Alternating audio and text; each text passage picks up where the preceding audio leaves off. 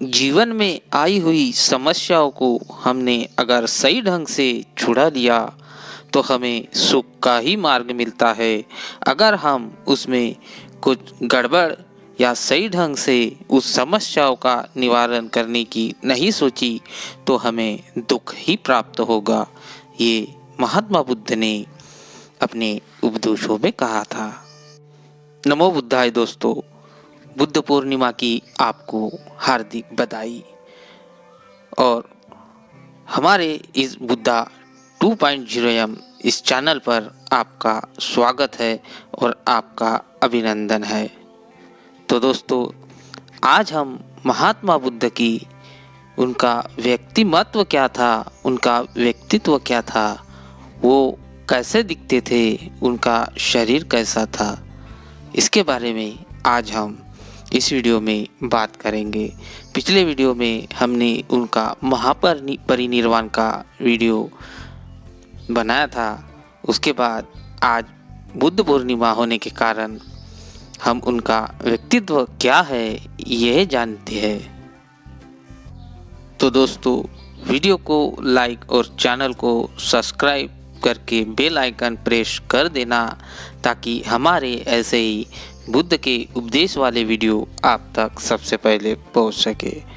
तो दोस्तों, महात्मा बुद्ध का जन्म, बुद्ध प्राप्ति और महापरिनिर्वाण इसी दिन यानी कि वैशाख पूर्णिमा के दिन हुआ था और इसी कारण वैशाख पूर्णिमा को बुद्ध पूर्णिमा भी कहा जाता है।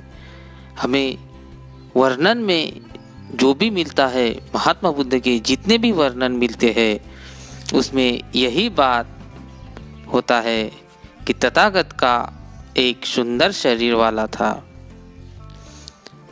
वह एक स्वर्ण पर्वत के शिखर के समान थे। उनका कद ऊंचा था, शरीर सुडौल था, आकार प्रकार आकर्षक था। उनकी लंबी लंबी बाहें, उनकी शेर सी चाल, उनकी ऋषभ सी आंखें, उनका सौंदर्य, उनकी स्वर्ण समान प्रदीप्त उनकी चौड़ी छाती सभी को अपनी ओर आकर्षित करती थी। उनकी भौहें, उनका माथा, उनका चेहरा और उनकी आंखें, उनका बदन, उनके हाथ, उनके पाँव अथवा उनकी चाल उनके शरीर के किसी भी हिस्से पर जिनकी आंखें पड़ी वे फिर वहां से हिल न सकी। जिस किसी ने भी उन्हें देखा उस पर उनकी तेजस्विता, उनकी सामर्थ्य, उनका अनुपम सौंदर्य प्रभाव पड़ा था। इतने महात्मा बुद्ध प्रभावशाली थे। उनका दर्शन होने पर कहीं जाने वाले रुक जाते थे, जो खड़े होते वे पीछे चले जाते, जो शांतिपूर्वक धीरे धीरे चलते वे तेजी से दौड़ने लगते और जो बैठा होता वह तुरंत खड़ा हो जाता था उन्हें देखकर। जो भी उनके दर्शनार्थ आता, कोई हाथ जोड़कर नमस्कार करता था तो कोई सिर झुकाकर नमस्कार करता था, कोई स्नेहसिक शब्दों से संबोधित करता था तो कोई बिना गौरव प्रदर्शित किए न ही जाता था। वो गौरव प्रदर्शित कर ही देता था, चाहे वो उनका दुश्मन भी क्यों ना हो। वे सभी के प्रिय पात्र थे और सभी के आदर भाजन थे। स्त्री पुरुष सभी उनके वचन सुनने के लिए उत्सुक रहते थे। उनका स्वर असाधारण रूप से मधुर था, गंभीर था, आकर्षक था, गतिमान था और स्पष्ट था। उनकी वाणी दिव्य संगीत के समान थी। उनका स्वर ही श्रोता के मन में आत्मविश्वास पैदा कर देता था। उनकी तेजस्विता रूबीली थी। उनका व्यक्तित्व ही ऐसा था कि न केवल वे लोग के स्वाभाविक नेता थे बल्कि उनके दिलों के देवता भी थे। उनको सभी श्रोताओं की कमी न होती थी। उनके पास बहुत से श्रोता पहले से ही आ जाते थे।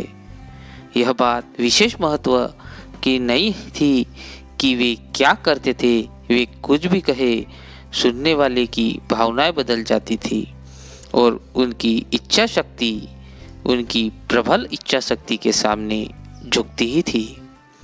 उनकी वाणी से ही उनके श्रोताओं को यह विश्वास भी हो जाता था जो कुछ वे कहते हैं वो अक्षरशः सत्य ही है। साथ ही उनकी मुक्ति का एकमात्र मार्ग भी वही है। जिनके श्रोताओं को उनकी वाणी में उस सत्य के दर्शन होते थे, उसमें दासों से मुक्त कर देने की सामर्थ्य थी, गुलामों को आजाद बना देने की ताकत थी उनके वाणी में। जब वे भी स्त्री पुरुषों से बातचीत करते, उनका गंभीर शांत स्वरूप लोगों के मन में एक आदर की भावना का संचार करता और उनकी मधुर वाणी लोगों को आश्चर्य और आनंद से विभोर कर देती। डाकू अंगुलीमाल और आलवी के आदमखोर को कौन धम्म दीक्षा दे सकता था? एक शब्द के द्वारा कौन राजा प्रसेनजीत तथा रानी मल्लिका का मेल करा सकता था? जिस पर उनका मंत्र चल जाता वह सदा के लिए उन्हीं का ही हो जाता। उनका व्यक्तित्व ही आकर्षण था। उनका व्यक्तित्व देखकर सभी लोग आकर्षित हो जाते थे। उनकी बात में सच्चाई थी। वो सम्यक संबुद्ध बन चुके थे।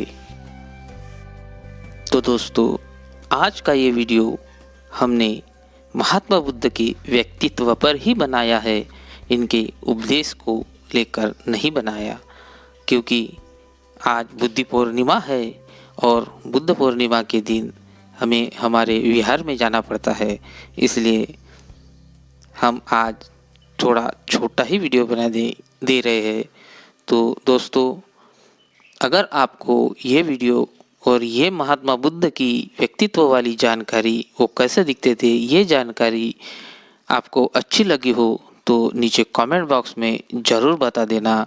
और अभी तक वीडियो को लाइक और चैनल को सब्सक्राइब नहीं किया हो तो कर दीजिए, ताकि हमारे आने वाले वीडियो आप तक सबसे पहले पहुंच सके। तो दोस्तों, आप जहाँ भी रहे खुश रहे, खुशियाँ बांटते रहे और बुद्ध ज्ञान प्राप्त करते रहे। नमो बुद्धाय। जय भीम। जय हिंद।